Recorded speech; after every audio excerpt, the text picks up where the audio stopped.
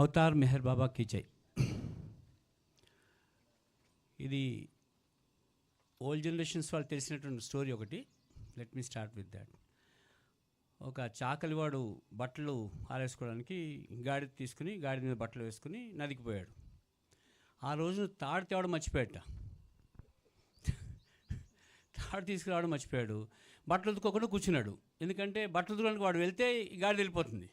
గాడిదే వాడి జీవితాధారం, లేకపోతే వాడు బతకలేడు. ఎందుకంటే రేపొద్దు మరి తీసుకెళ్ళాలని అది అని చెప్పి ఇగో మంచి తెలివైన ఒక వచ్చి ఏమైందిరా బాబు అంటే కనుక ఈ గాడిద తాడు మర్చిపోయానని.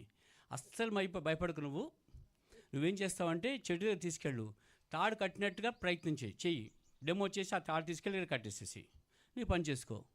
As simple as that. ఓ చాలా మంచి ఆడు చెప్పాడు, అది అక్కడే ఉంది. వీడు బట్టలు ఉతుక్కున్నాడు, మళ్ళీ వచ్చాడు. అమ్మ ఇక్కడే ఉంది కదా, మూట వేసి నడువు అన్నాడు. రావట్లేదు అది, మళ్ళీ ఎందుకని రావట్లేదు అక్కడి నుంచి. అప్పుడు మళ్ళీ మీలాంటి వాడు వచ్చి చెప్పాడు, బాబు దాన్ని తాడిపాలి కదా అన్నాడు. మళ్ళీ ఇప్పినట్టుగా డాన్స్ చేశాడు. చేస్తే అప్పుడు వచ్చేసింది. మన పరిస్థితి అదే. అసలు ఏమీ లేదురా అని చెప్పి ఎన్నిసార్లు చెప్పమంటారు అని. నిజంగా ఏమీ లేదు ఇక్కడ. కానీ మనం డిసైడ్ అయిపోయాము ముక్తి అని చెప్పి మాట్లాడుతున్నాము. మనం రెడీగా ఉన్నాం ముక్తికి. ముక్తి అంటే వదిలేయడం ఎటక్కని వదిలేస్తావు నువ్వు. చేతిలో ఉన్నటువంటి ఫోనే వదలను నేను. సో అంటే మనమే ముక్తి ఇవ్వడానికి ప్రసాదించమని పాట పాడేసుకుంటున్నాం. పాట పాడాల్సిన అవసరం లేదు అసలు. నువ్వు రెడీగా ఉన్నావా? అది నేను సహాయం చేస్తాను, దాని గురించి వచ్చాను చెప్పి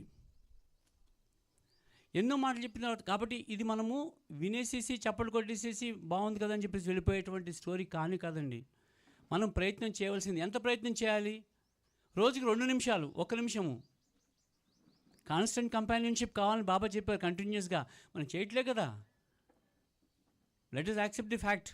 జరుగుతుందని ఒప్పేసుకుందాం మనం. ఆయన దగ్గర మనం మొహమాటం ఏంటి అసలు లేదు అసలు. ఆయన తెలియని విషయం ఉంది.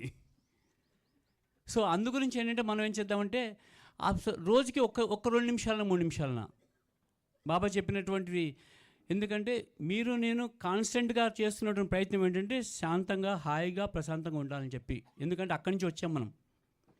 మన కాన్స్టెంట్ ప్రయత్నం ఎప్పుడు కూడా ఆనందం గురించే ప్రయత్నం చేస్తున్నాం. మనం చేసిన ప్రతిసారి కూడా దెబ్బ కొట్టేస్తుంది. ఎందుకంటే అది అక్కడ ఆనందం లేదు. అక్కడ ఆనందం దేని నుంచి వెతుక్కుంటున్నామంటే ఎక్కడిది లేదో అక్కడ వెతుక్కుంటున్నాము. ఈ శరీరంలో వెతుకుంటున్నాం, ఇంకో దారి ఏదో చేస్తాం తప్ప అసలు పాయింట్ లేదు. బాబా చెప్పింది కాపీ చేసి పేస్ట్ చేసేసి ఇంప్లిమెంట్ చేసేద్దాం. బాబా చెప్పినటువంటిది ఏంటంటే ఆనందం ఎప్పుడు వస్తుంది? ఒక్క సిచ్యువేషన్లో ఆనందం వస్తుంది. 3 ఉన్నాయి. ఇది కూడా మనం స్టేట్మెంట్ చేసి చెప్పేస్తుండే. Infinite knowledge, infinite power, infinite bliss. 3 చెప్పేస్తూ వచ్చాం మనము. అంటే మనకెందుకు లేకుండా పోయింది? మనం ఫైనైట్లో ఉన్నాం అనుకుంటున్నాం. ఫైనైట్లో లేదు అసలు. అంటే ఇన్ఫినిట్కి ఆపోజిట్ ఫైనైట్. ద్వంద్వంలో లేదు అసలు. భగవంతుడు ద్వంద్వంలో లేడు అసలు టెక్నికల్గా మాట్లాడితే. మరి లేనివాడి గురించి మరి ద్వంద్వంలో ఫైనైట్ అని చెప్పి ఎలా మాట్లాడుతున్నావు నువ్వు అసలు? మనం చేసిన దానికి అంతం ఉంది, దానికి అంతం లేదు. మన ఆనందంగా ఉంటే దానికి అంతం ఉంది. కుమారుడు తీసుకొచ్చాడు, బాగుంది, తినేసాము, అయిపోయింది. 10 నిమిషాలు అంతం అయిపోయింది అక్కడ. కానీ ఆయన దగ్గర అంతం లేదు, భగవంతుడి దగ్గర. మరి ఆ అంతం లేదు అన్న విషయం మనం అర్థం చేసుకోవాలి. దాన్ని పొందడం గురించే ప్రయత్నం చేయాలి.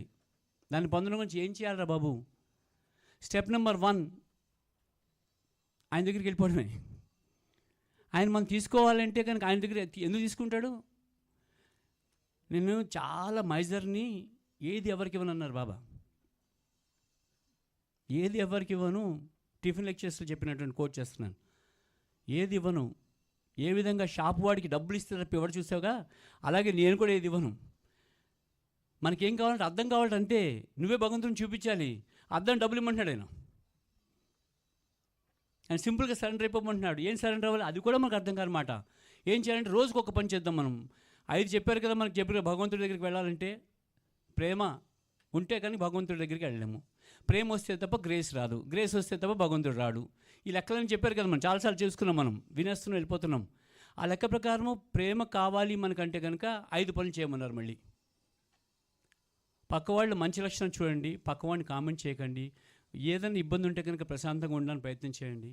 వర్రీ కాకుండా ప్రయత్నం చేయమన్నారు. వర్రీ అయితే తెలుసు ఆయనకి. ఈవెన్ యూ ట్రై, వర్రీ కాకుండా ఉండడానికి ప్రయత్నం చేసినా చాలు. వీటిలో ఏది చేసినా, ఏదో ఒకటి చేసినా కూడా అన్నీ వచ్చేస్తాయి. సో అందుకని ఎవరికి ఇష్టంగా ఉంటే దాన్ని పికప్ చేసుకుని ప్రేమించు అంటే అది అయ్యే పని కాదు అసలు. ఎందుకంటే నీ కూతుర్ని, నీ కొడుకుని తప్ప ఇంకెవరిని ప్రేమించట్లేదు మనం అసలు. అన్ని కథలే చెప్తున్నాము. అక్కడ కూడా ఒక లిమిట్ ఉంది. తల్లి ప్రేమ తప్ప తండ్రి మళ్ళీ ప్రేమ వస్తే మళ్ళీ లిమిట్ ఎక్కడ? తల్లికే ఉంది. అది కూడా చాలా దగ్గరగా, మరీ దూరంగా లేదు. అక్కడ దాకా భగవంతుడి దాకా 7 నీడన్నారు. అది కూడా లేదు, తల్లి కూడా లేదు. అంటే మనకి మనిషికి లేదని చెప్పడానికి. సో అలాంటి ప్రేమ గురించి మనం మాట్లాడడం ఏంటి? సో బాబా చెప్పినటువంటి బ్రేక్ చేశారు మనకి. ఏం చేయాలి? ఆపరేషనల్ పాయింట్ నెంబర్ 1, పక్కవాడిని అసలు ఏ విధంగా కూడా కామెంట్ చేయొద్దు. ఆధ్యాత్మ మార్గంలో ఎవరైనా వెళ్ళాలి అంటే కానీ బ్యాక్ బైటింగ్ ఫస్ట్ స్టాప్ చేయాలన్నారు. ఇది ఒకటి.